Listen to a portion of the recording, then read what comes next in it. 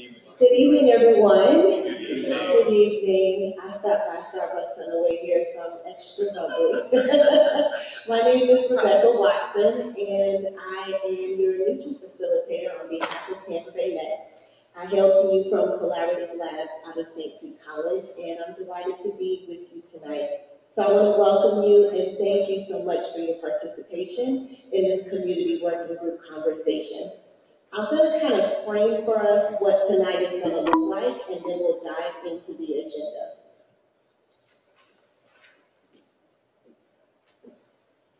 So I also want to welcome our webinar participants. Thank you so much for being on.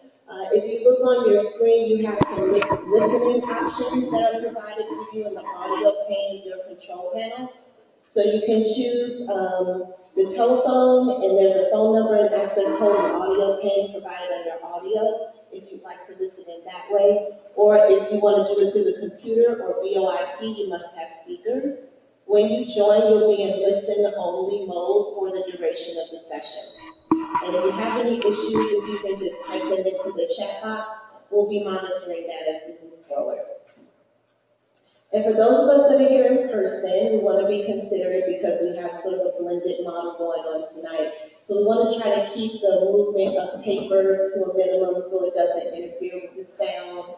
Any kind of sidebar conversations, we want to try to keep those to a minimum as well, just so we can make sure that our online friends can hear as well.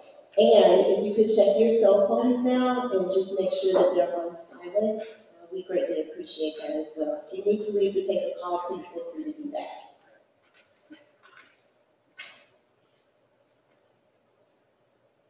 So, our agenda this evening includes 4 presentations. We're going to hear from the Florida Department of Transportation, District 7, followed by the Hillsborough County Transportation, then the Hillsborough County Metropolitan Planning Organization will present to us, and we'll end with an update on the Regional Transit Feasibility Study Plan, or Feasibility Plan, excuse me.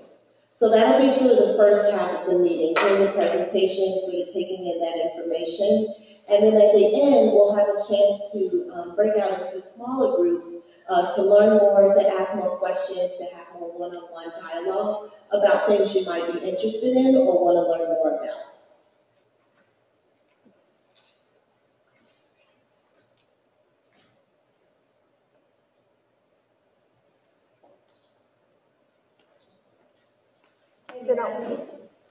My clicker's been moving. It should work after this. Okay, perfect. So there's lots of information, and just to make sure we can kind of get through all of the presentations, I'm going to ask that you kind of hold or maybe jot down your questions as we move through, and then when we get to the breakout sessions, we'll have plenty of time to engage in discussion with a particular agency you might want to talk to more or other folks in the room. FDOT leadership and staff will be available at those breakout sessions, and I'll tell you a little more about how those will be organized when we get to that part. They'll be in this room, but around the perimeter of some of the round tables. And if questions come up for those of you that are viewing online via the webinar, if you could use the chat bar on the top right side of your screen to send questions to the Tampa Bay Next team, that would be great. So the online questions, we're going to collect those, and then they'll be addressed by topic. So we have topic experts that are here in the room that will collect and go through those questions and answer it that way. And then the responses to those questions are going to be posted on TampaBayNext.com next week. You'll get an email notification if you register online for the webinar, and then those Tampa Bay Next outreach. If you're on that list, once the questions go out, you'll be notified.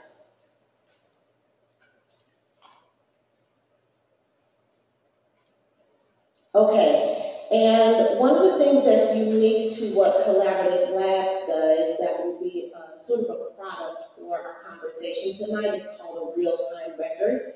It's we kind of like to call it the most robust set of meeting notes you've probably ever seen. It's complete with a capture of all of the dialogue, the presentations, the conversations, the questions that are asked and the answers that are also shared.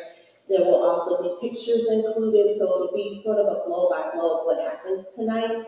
So the first half of the agenda the real-time record will cover that.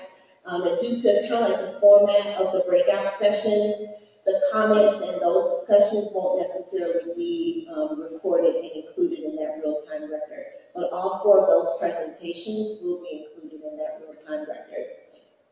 And if you have a comment that you do want to be included in a real-time record, then you can write it on one of the comment cards, and they are stacked on that first table to my left there. There are comment cards and pens there, and you can grab one and write your comment down and submit it. Or submit your comment if you're online via TampaBayNext.com if you're participating by webinar tonight. Questions so far? It's kind of like mentioned.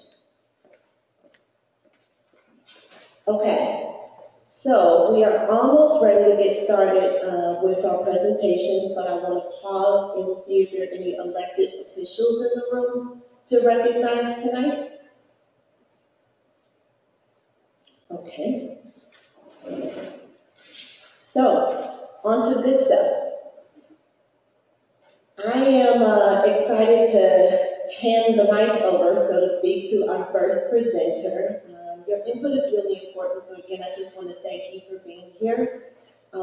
Stephen Benson, who is from the Florida Department of Transportation, will be up first to present, so I want to welcome Stephen. Thank you so much. I'm going to take the mic off here. Is this okay if I do this? So thank you very much for having us today. I'm excited to give you all an update on where we're at with Tampa Bay Next. First is to myself talking more about a program level overview of where we're at with the Tampa Bay Next process. And then my co-presenter here, Amy, is going to be talking a little bit more specifically about what projects are actually happening and ongoing in this part of the county. So, just for those of you that are maybe new to the conversation, what is Tampa Bay Next? So, Tampa Bay Next is a program and a process of DOT and Hillsborough County and all the different cities and different agencies throughout this area working together to come up with a plan for transportation. And that plan and that conversation, the public is a key part of that conversation, providing us input and feedback on what kinds of projects and improvements that you want to see happen. That program is really here to address four distinct problems. The first is design, so how our transportation facilities that we have right now are designed. The second is demand. We know that, especially in certain parts of the county, we have a problem with too much demand. Choice is another key problem that we're trying to address. We know that there are lots of different ways that we can get around, walking, biking, taking public transportation, and of course, driving. But not all of those choices are maybe created equal. And so we're going to talk a little bit about that in one of the following presentations about what we're doing to try to expand different choices for mobility. And then also consensus. We have to find a way to build some consensus and build some support around what types of improvements need to happen so we can actually move forward. So this is kind of a bigger picture snapshot of the interstate program and the interstate projects, specifically in Hillsborough and Pinellas County. And I'm going to focus on these first, and then we're going to kind of take a step back and talk about kind of what the connections are to the south and the east county areas. So kind of starting from left to right, we have interstate projects or interstate studies at some level of development. Essentially from all the way down in downtown St. Petersburg, up through the gateway area of Pinellas County, across the Howard Franklin Bridge, and into the West Shore area, through West Tampa and downtown Tampa, and then up 275 towards Pasco County, and then east out on I-4, all the way out towards the county line. And then at the same time, we have studies going on for the I-75 corridor, essentially from the county line up to the north and Pasco all the way down to south of the county line into Manatee County. And all these different studies are at different stages. And so looking kind of there at the chart, the first one that you see, and the one that is really active right now in construction, is the Gateway Expressway. And that is an elevated roadway connection that will connect US 19, the Bayside Bridge, which is the McMullen Booth corridor of McMullen Booth East Lake Road, and I-275. It's going to connect all three of those roads with a limited access connection. So there will be no, you won't have to stop at a traffic light to go from one road to another. Kind of going east from there, the Howard Franklin Bridge is, the Gateway project is under construction right now. So that's kind of where it's at. Going east from there, the Howard Franklin Bridge project, that project entails replacing the northbound span of the Howard Franklin Bridge. And when we do that, we're going to be replacing it with another bridge that will put back those 4 lanes that are already there, but we'll also add 4 additional lanes. So 2 express toll lanes in each direction, as well as a bicycle and pedestrian trail. And that project is going to be going to construction in, it's going to be a design build project, and that's going to be in 2019. And that public hearing actually was just held last month. Heading into the kind of central Tampa area, the interchange in West Shore, as well as the interchange in downtown, and the piece of I-275 that connects them, are all under evaluation right now. And that process, project development and environment study, is going to be wrapped up around summer of 2019. And we will start to roll out some of those more detailed concepts and those detailed improvements here over the next year or so. Going north on I-275, sort of through the Seminole Heights area and the North Tampa area towards Wesley Chapel, that corridor is also under study, and we're looking to have concepts out around that same time, so the summer of 2019.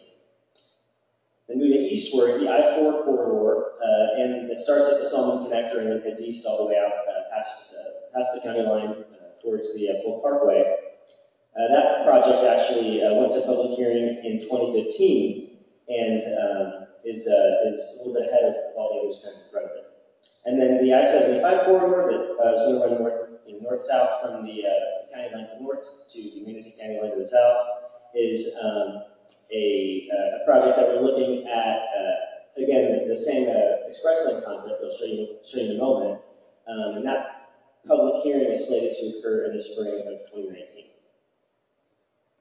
So kind of taking a step back, looking at the connections kind of up into the major employment centers from this part of the county, we're really trying to focus on I-75 as really that main regional spine and that main regional connector, and specifically at the possibilities of managing those express lanes and what that could look like, and really how far those capacity improvements should go.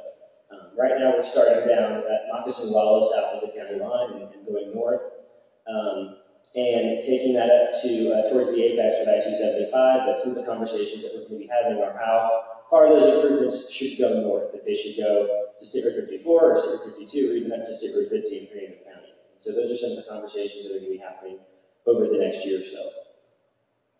And this kind of gives you a snapshot of what that corridor cross-section might look like. So the 3 lanes in each direction plus the 2 express lanes that are separated from traffic that would go from essentially the whole length of Hillsborough County, more or less. And we're currently looking at this concept right now for the feasibility of extending those, like I said, further north all the way up to potentially State Road 50. So kind of shifting a little bit, in looking, kind of going back to that choices category I was talking about before, FDOT is a major partner in moving transit forward and moving transit projects forward. Anything from looking at opportunities to provide water ferry service and partner with their local agencies to get that type of service up and running, to looking at different opportunities for intermodal centers where there can be transfer hubs into different employment centers, downtown St. Pete, West Shore, downtown Tampa, and the USF area and the Wesley Chapel area. We're also a partner in the streetcar extension study, looking at the existing TICO streetcar in downtown Tampa and how that can be expanded. as well as various different pilot projects, such as the pilot project to deploy an autonomous transit vehicle in downtown Tampa as a circulator vehicle that will be the first self-driving vehicle pilot in the country. And in addition to that, the regional transit feasibility plan, which Scott's going to talk about in a moment, is another key piece of that, key piece of transit that fits in to all of the other regional improvements and the regional investments that we're going to be trying to make. So, like I said, community outreach is a key point in what we're trying to accomplish, and we've been going out to essentially any meeting where somebody will have us and will talk to us about what they want to see. And that includes having these community working groups, which we're going to continue to do, but also going out to community events and to community meetings. So if there's a meeting that you know of that you want us to come talk to you about transportation, just let us know afterwards, and we'll sync up with you and see what we can do to be there and have that conversation. Another kind of key initiative that we're looking to move forward is what we're calling our Mobility, Innovation, and Technology team. And essentially what that means is we've all sat at a traffic light, a red light, and waited for the light to change, and there's no cross traffic coming in front of us. So we know that there's inefficiencies in just the system that we have and how it's being operated and maintained, that we can use technology as a way to actually get more capacity out of the infrastructure we already have. And that really kind of in a nutshell is what we're trying to do with this team is put together a group of experts internally that can figure out ways and come up with ideas for how we can deploy technology to maximize our existing infrastructure.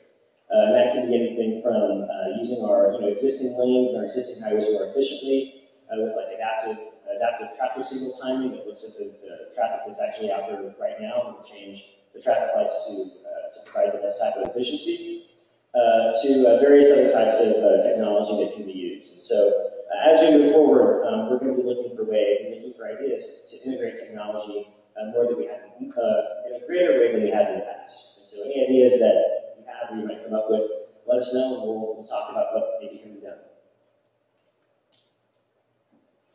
So now I'm going to hand it over to Amy, who's going to give you an overview of the DOT projects in this part of the county. Thank you, Stephen. I'd like to take just a few minutes to walk everyone through the projects that the department has, either under design or under construction currently, along some of the major roadways in this area.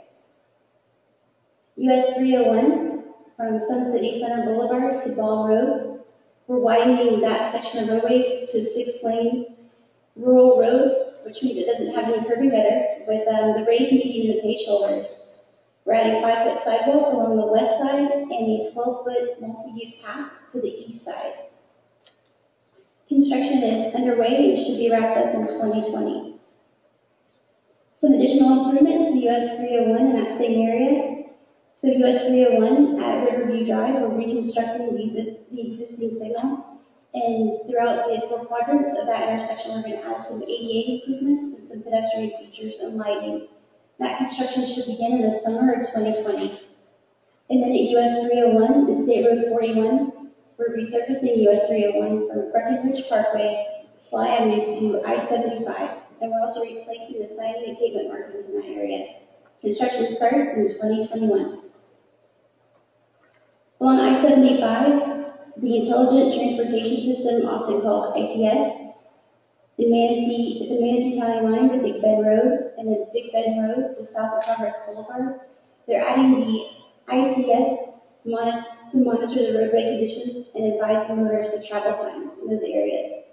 The ITS components for this project include 11.5 miles of fiber optic cable, 21 closed-circuit television cameras, and 29 microwave vehicle detection units. The construction should begin for the southern portion in 2018 and for the northern portion in 2019.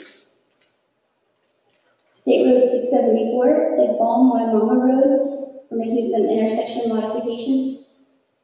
We're going to rebuild the intersection and then extend the eastbound left turn lane from State Road 674 onto Balm Waimama Road. That one's under construction. And then the State Road 674 roadway projects, we have some various ones. We have some repaving in Ruston, US 41 to College Chase Drive that includes signing and marking improvements and some minor sidewalk replacement. The design is currently underway and construction should begin in 2020. And at that interchange at I-75 and State Road 674 at College Avenue and I-75 at Fowler Avenue, we'll be adding some landscaping in those areas, and the construction should be underway fall 2017. We're also doing some repaving in Sun City, Commercial Center Drive to US 301. We're adding and extending some turn lanes. Sidewalk and the buffered bike lanes are included, along with some ADA drainage and signal improvements. Construction starts fall 2018. Did some State Road 60 improvements in Brandon from at US 301 to west of Falkenberg Road. That one is currently underway and it should be finished by late 2018. We're widening the roadway to a 6-lane divided road with medians, constructing a retention pond and adding a new drainage system. There'll also be sidewalks and bike lanes, and we're making changes to the median openings and the left turn areas to improve safety. And then we're also from Falkenberg Road to Lake Cathy Drive, we are resurfacing, and the construction should be complete in late 2017. We're working together with our partners at the Metropolitan Planning Organization, the NPOs, as well as our local agencies to put these improvements together. And if you should have any questions or concerns about any of these projects, please don't hesitate to find one of us or ask us any questions you have this afternoon or later this evening. And if we don't know the answer, we can definitely get it for you. Thank you.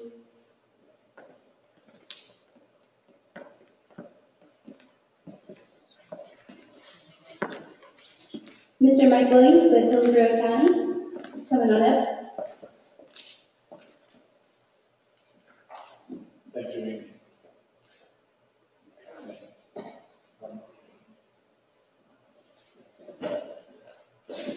Okay, good evening, everybody. I'm Mike Williams with Hillsborough County Public Works, and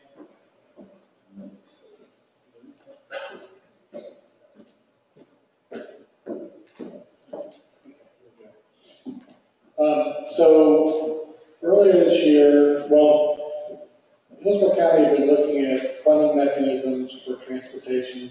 That's been going on for about 3 years. Earlier this year, the board passed a plan to do a little over $800 million in projects over 10 years, and there's a whole list of projects. One of the things we're trying to do,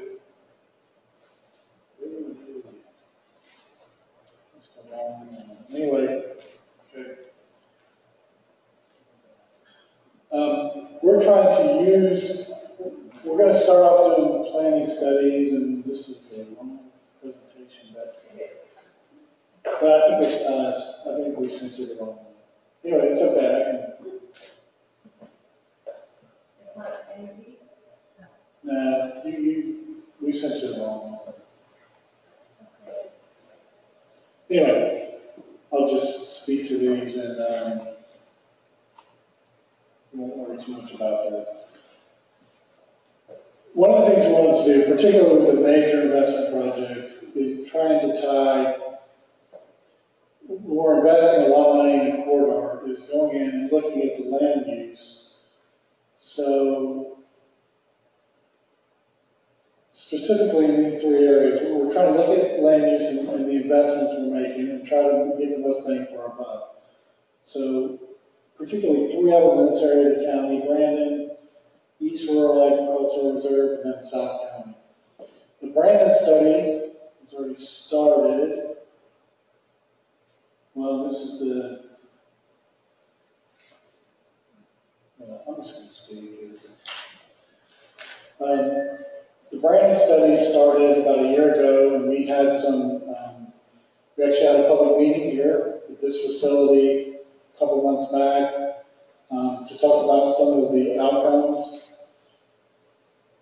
And there were some things that people didn't like and some things they did like, and so we're accounting for all that into the study. There'll be some additional planning studies in the Brandon area, and I'll get to some of the projects in a minute. But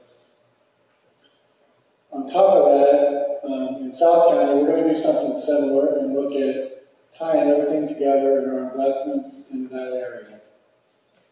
Likewise, in the rural area, that's more geared towards our board members and want to try to preserve some of the rural lands that we have out there, the ag lands and some of that.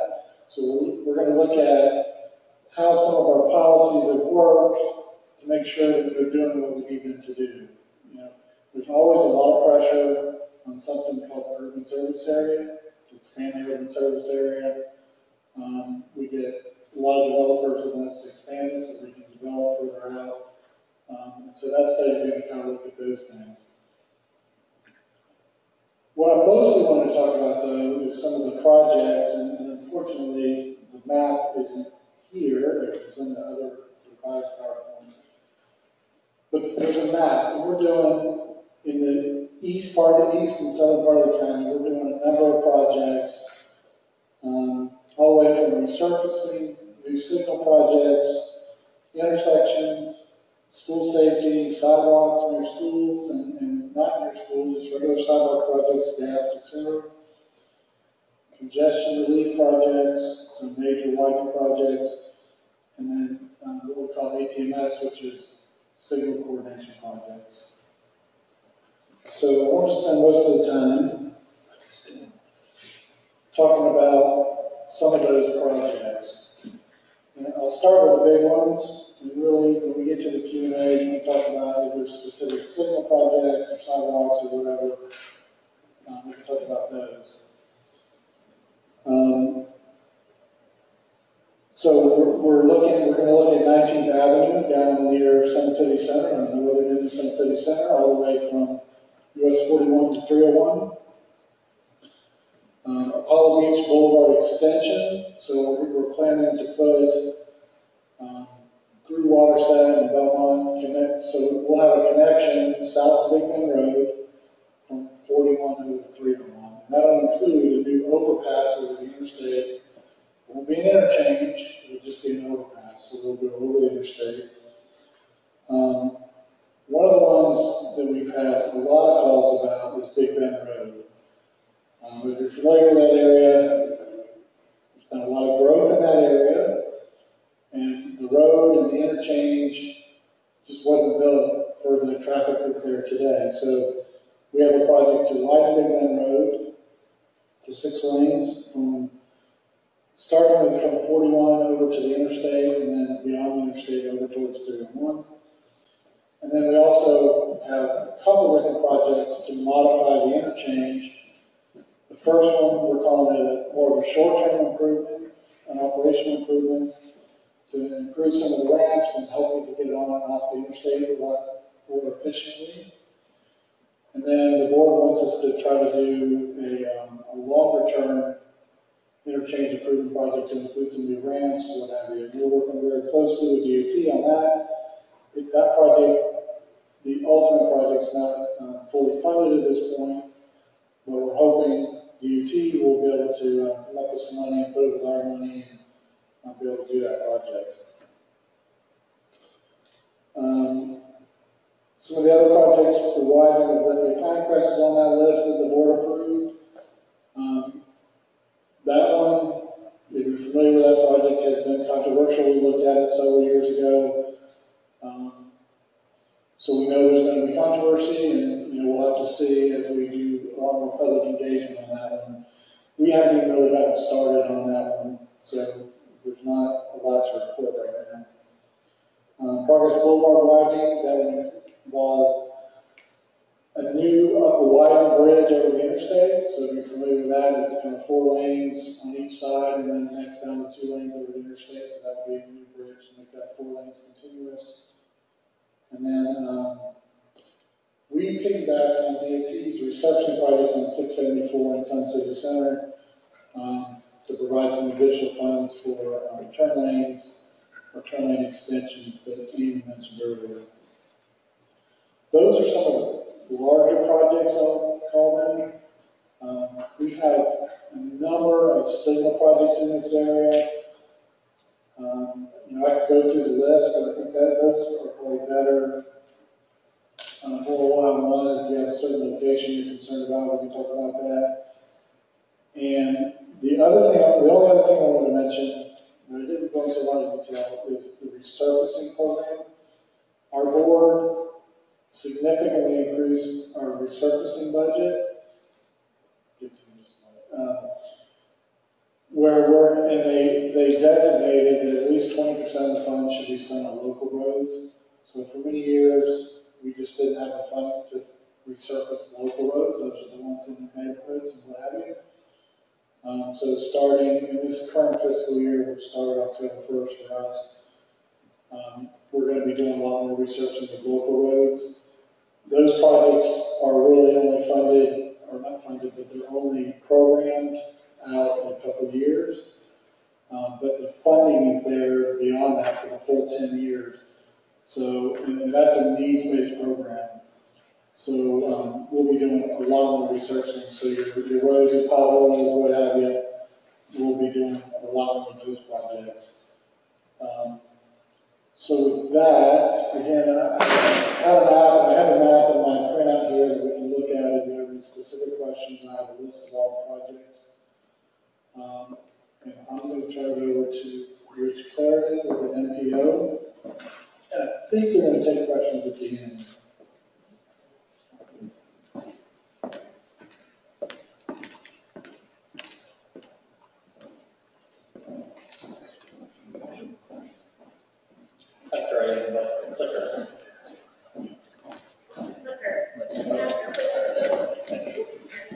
I was hoping to take this home. It's not working in your garage. Thank you. I am Rich Clarendon. I am with the Hillsborough Metropolitan Planning Organization. We do the long-range transportation plan for Hillsborough County. We work closely with DOT. And I'm going to talk a little bit about our upcoming effort to extend our long-range plan out to the year 2045. Right now, looks out 20 years, and that's really the length of time we need to be planning for, because, as you may know, it takes a long time for projects to get prioritized for funding, and the funding to materialize, and then a project to unfold. So, why do we have a long-range plan? You might want to know. Number one, it identifies where we want to spend the money that comes to this county, sort of like clockwork from state and federal sources. There are a lot of strings attached to it, but the primary one is we've got to have a plan to show the feds how we're going to be spending those dollars. So these are just some of the projects that are in our long-range plan today and are moving forward towards implementation. And it really does represent and convey our priorities for federal and state funding, so that people in Washington, D.C. and Tallahassee know where we want to spend the dollars that they're providing to us. We've talked a lot about other plans already tonight. Stephen and Amy talked about some of the projects that and concepts that DOT is either studying or in some cases rolling out in terms of actual projects. Mike talked about some of the county level projects. The long-range plan really talks about what facilities are we going to need over 20 years. So we know based on what's in the local comprehensive plans where we want growth to occur. And Mike talked about the urban services area. That's where we want growth to occur for the most part. But then from there, we need to know, we need to plan on where does the infrastructure need to go to serve that growth. There are shorter range plans, basically who builds or operates systems, and some of those are listed here. So we have, for example, the Florida DOT 5-year work program, the local government's capital improvement program, HART, and Pinellas Central Transit Authority have 10-year transit development plans. T-BARTA has a program, and the Expressway Authority has their program. How is it coordinated across the region? Or is it coordinated across the region? Well, the answer is yes. We've been working at this for over 20 years with our regional partners. This goes back about 10 years to look at regional travel needs. in the Tampa to Lakeland travel market. I'm glad that Ryan Blackshear is here from the Polk TPO. They're a partner of ours. But we do document that, and there is a regional one-way transportation plan today, but we will be updating that in conjunction with the 2045 plan that I spoke about. So one of the questions is, what trends are going to shape what Tampa Bay looks like in 2045? These are sort of big picture influencers or drivers, if you will, for what we can see in the future. Looking out 20, 25 years, nobody has a perfect crystal ball, but we know some of the things that are coming down the pipe towards us. Autonomous vehicles, for example, aging populations, equity across spatial and racial and economic lines, climate change regulations. These are some of the drivers that actually we borrowed this slide from the Atlanta region. Ours might be similar, ours might be slightly different, but I'm going to ask you some questions about that in the future and hopefully get your input. So we're working as a region to come up with an action plan for transportation. I don't think I need to tell you all this, but we are a fast-growing community. You can see we're the 5th fastest-growing metro area in the U.S. Almost 5,000 people per month moving here as a region in 2016.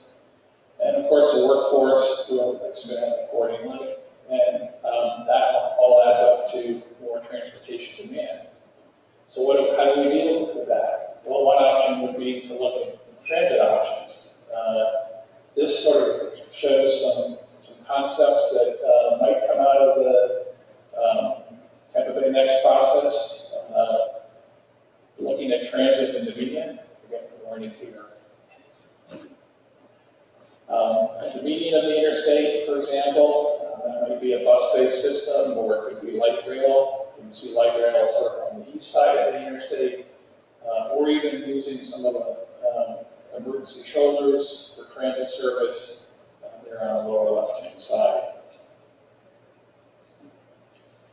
Interstate modernization is part and parcel of the TV Next process. These are just some of the concepts that are being evaluated. Everything from a beltway, maybe we've been up and around Hillsborough County through Pasco, trenching some of the interstates that go through the urban core, elevated lanes potentially, reversible lanes, other managed lanes options, even a boulevard concept, and of course transit. Scott Pringle is going to talk about the regional transit feasibility plan, so I won't go into too much detail here, except to say that 2 potential corridors are identified as having a high probability of meeting the federal criteria for funding. On the left there is a corridor that using the CSX rail lines to connect the USF area down in Tampa. Then on the right is a longer corridor that actually goes all the way from west of Chapel and Pasco down to St. Pete, largely along the interstate. So how do we make this realistic? Part of the problem is those long-haul trips that might use some of the interstates or the CSX line, for example, will get you to a destination that might not get you all the way to your final destination. So we're looking at other options. For example, automated vehicle shuttles in the downtown area. That's something that CART is actually going to be rolling out in the very near future on a demonstration, sort of pilot project basis. Maybe using express buses in express toll lanes.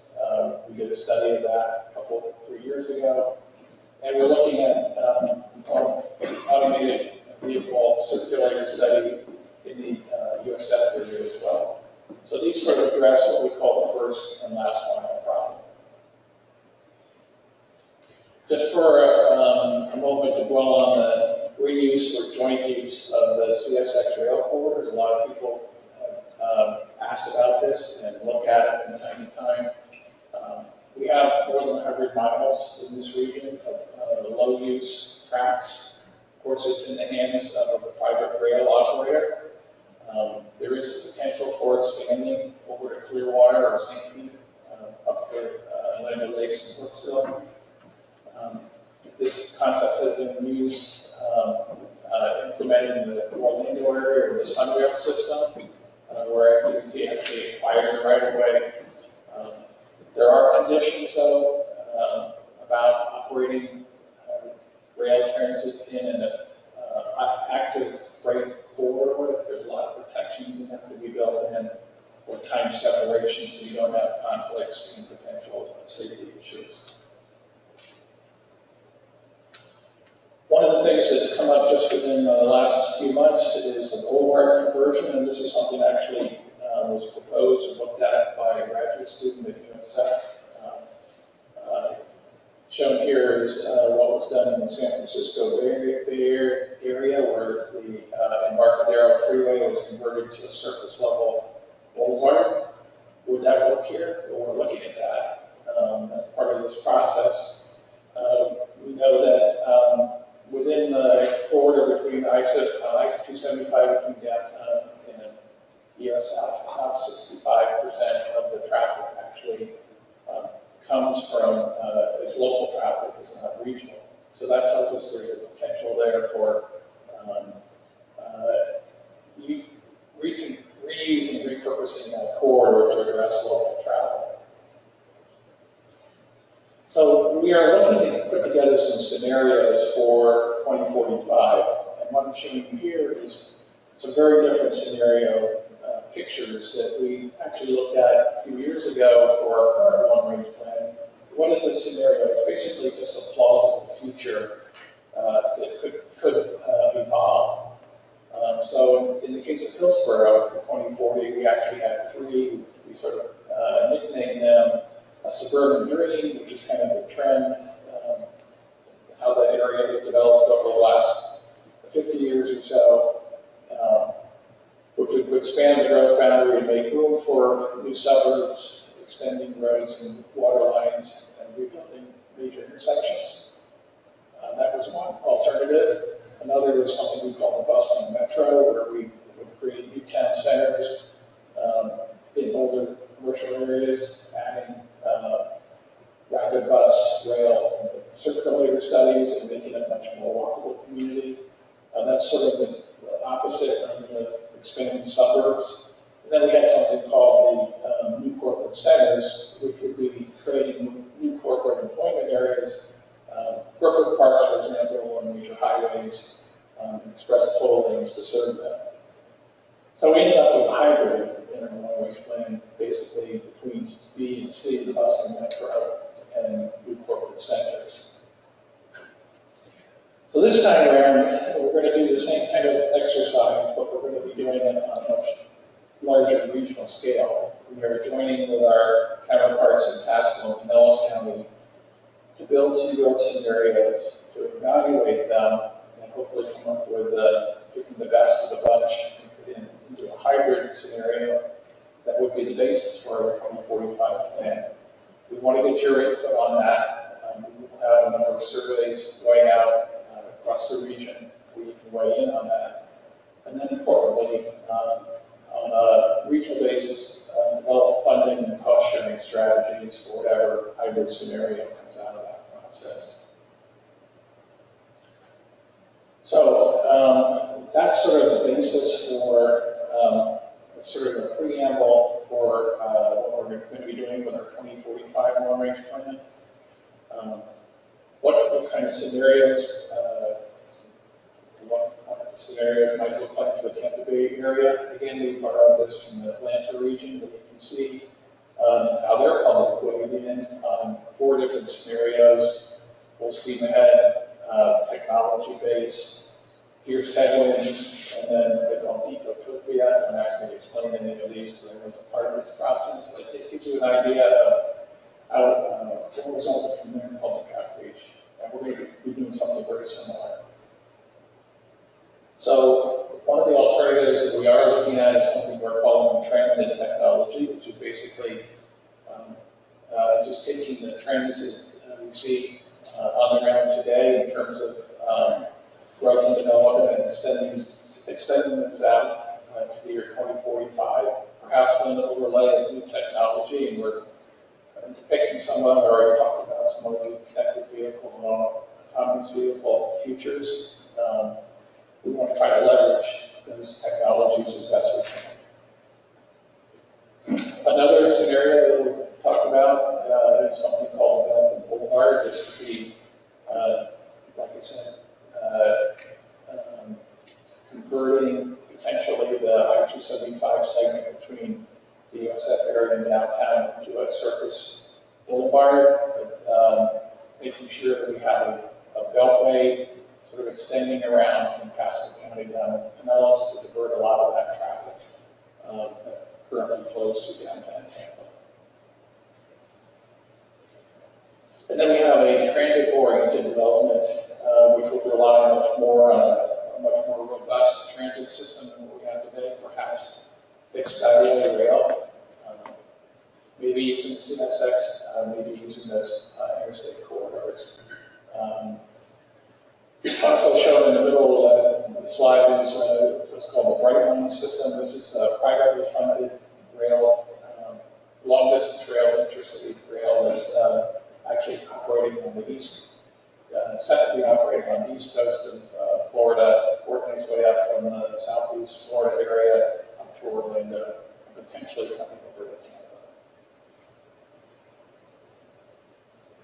So at this point in the presentation, I'd be asking you to go out your smartphones and weigh in on some of these topics. I'm trying to say that technology isn't working with me very well tonight, so I'm going to try to do this the old school way and just get your input through pen and paper, if that's all right with you. But we have 3 questions that we want to ask you, and if you want to weigh in on this, we'd love to get your input. The first question is, what big ideas, or again, what we call drivers of change, could most affect how and where we grow? So if you want to take a comment sheet and use it just to write down question 1, and then indicate which of these, select 3 of these that you think we should take into account as we put our long-range plan together. I will collect these, and we'll collect these at the end of the polling, and then factor these in. We've asked the same questions to a number of other groups, and we want to make sure we get your input as well. So I'll leave this up here for a minute, and then we'll move to the next one.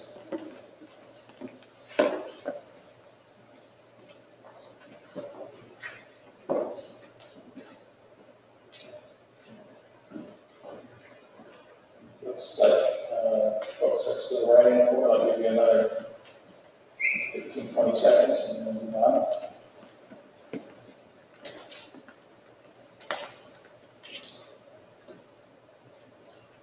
Okay. Question 2. What are the best strategies to accommodate population growth? Again, there's 8 choices here, and if you choose number 8 there or other, you can write that in.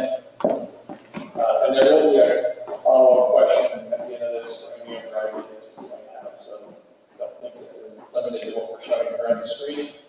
But pick 2 of these and just write down question 2, and give me your number of choices, and we'll take those into account.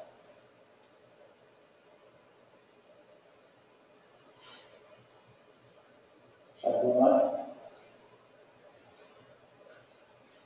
Okay, let me keep going here. Third question.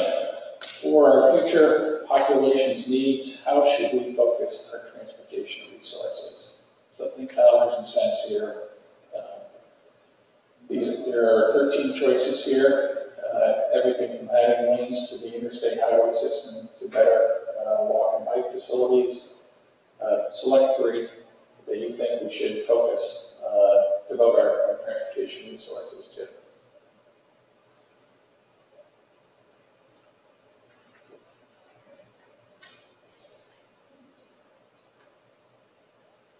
I guess I should have announced for the folks that are tuning in online that they could certainly use the chat box to weigh in on these questions. Okay, I'm going to keep going here. So these are some easy ones. Closing questions. Would you please give us your home zip code just so we know who we're hearing from? And then last question, is there anything else that we should consider before we wrap it up? And I think, during the discussion, we can elaborate on these if you like. You don't have to text the word leaves, since we didn't do this with interactive polling, but certainly we'd love to get your input. So that's it for my part of the presentation. I guess Scott here next. And I'll walk around if you finish your choices by law. Thank you, Rich. Good evening, everybody. My name is Scott Pringle. I am the project manager for the Regional Transit Feasibility Plan. Stephen mentioned it earlier. That's actually being funded by AFTA and led by the Hillsborough Transit Authority, or HART. Now, I've been tasked with identifying what we're calling sort of premium transit to connect Tampa Bay as a region. So a good way to think about premium transit is we're not talking about your local bus that's stopping every block. We're talking about a transit service that connects people long distances, points A to B, quickly and efficiently. And a lot of times we're going to do that by looking at a transit service that has ways, whether it's its own lane or some sort of facility or technology that allows it to get past, bypass congestion on our roads. So, when we think about building transit or regional transit in Tampa Bay, we have to answer these three questions. What are we going to build? What is the project? How much is that? How do we fund it? And who's responsible for building that project? My job specifically is to identify first what that project is and the cost of that project, so we as a region can then move on to answer questions 2 and 3, which is how do we fund that and how do we actually run it and operate it. So, Rich mentioned this earlier, Tampa Bay is growing. I think we all know that. I mean, look out the window, right? I mean, I was amazed the amount of growth just on my drive over here. So when we start looking out into by the year 2040, think about your daily commute, your trip from home to work in the morning, double. That's the type of congestion we're expecting to see by 2040. So obviously, as we start thinking about our future, we've got to think about how can we move people efficiently throughout Tampa Bay, and transit can be part of that overall solution, as many of the solutions you've already heard of. I've also taken, and my team's also gone back and looked at all the different transit efforts that have been attempted or looked at or reviewed over the past 30 years. And what we're finding is that we've done a really poor job of being competitive for state and federal grant dollars for transit projects.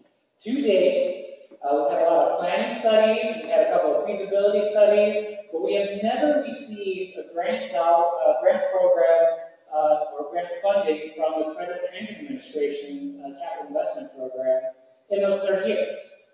We actually have the first opportunity right now as we speak in Pinellas County. The Central Avenue BRT just submitted an application for those federal dollars, and if they're awarded, like I said, it'll be the first time in 30 years that we've actually seen those federal transit capital dollars.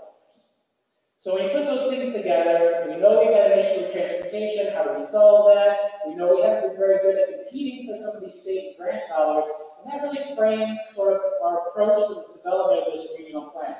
We're also going to look at technology. Rich mentioned a few of those technology options.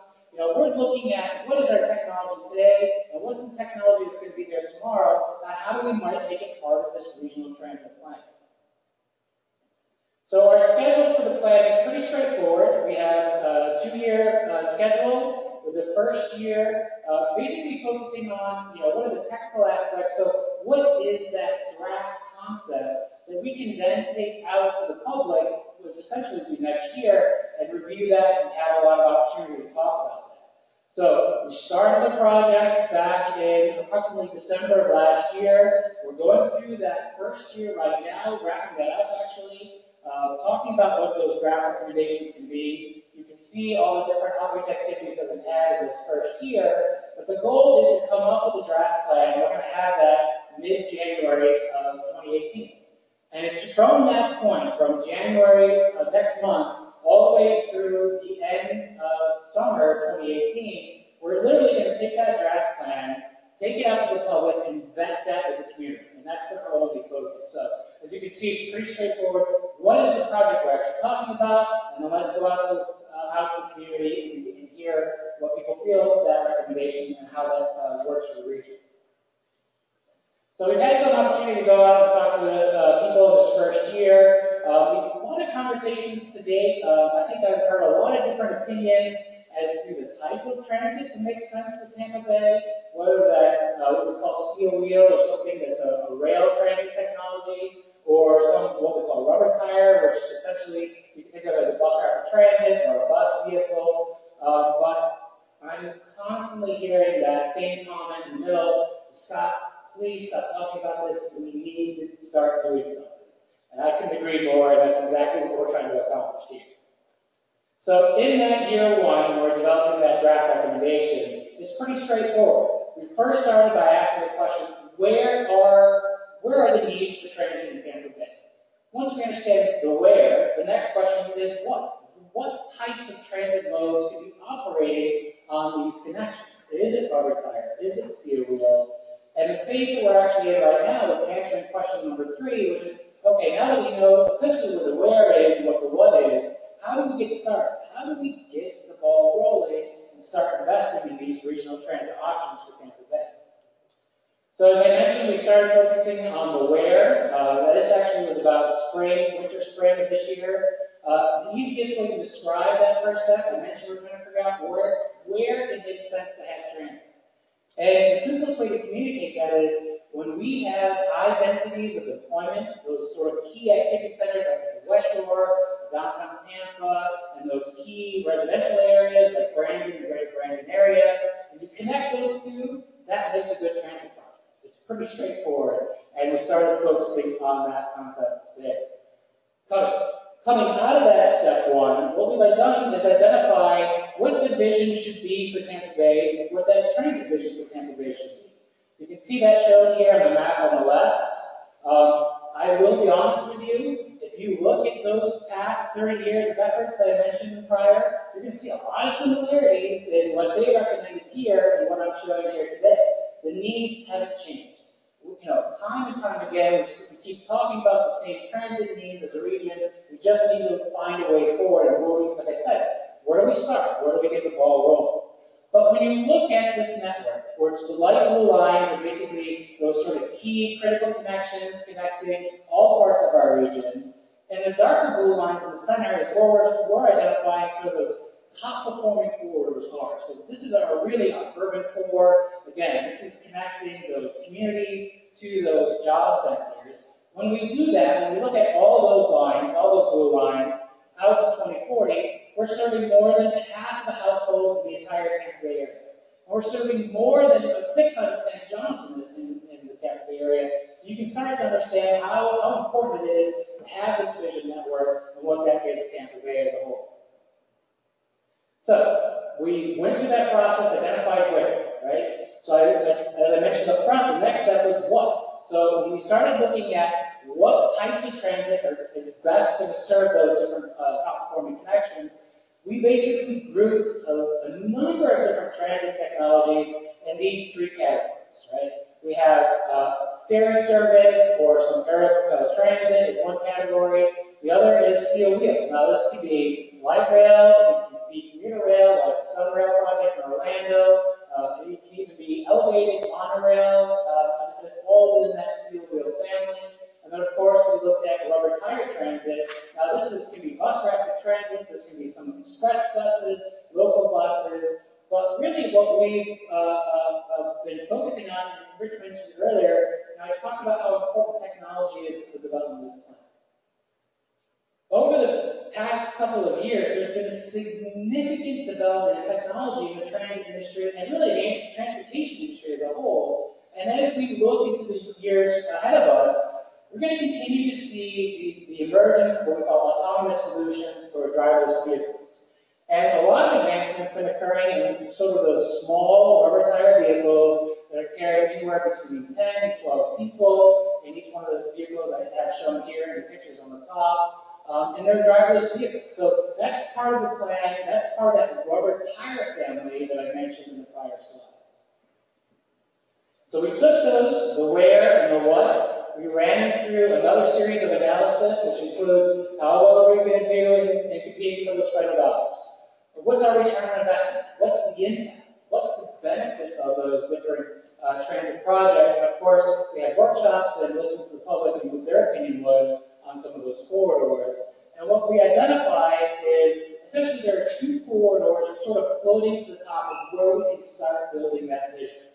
And that essentially is the I-275 corridor, all the way from Wesley Chapel and Passville, all the way through Hillsborough, down to St. Petersburg and Pinellas. And there are a couple of different modes that we're going to look at and see where we get started. And that's going to be a combination of some of those steel wheel technologies, like I mentioned. Light rail is one, for example.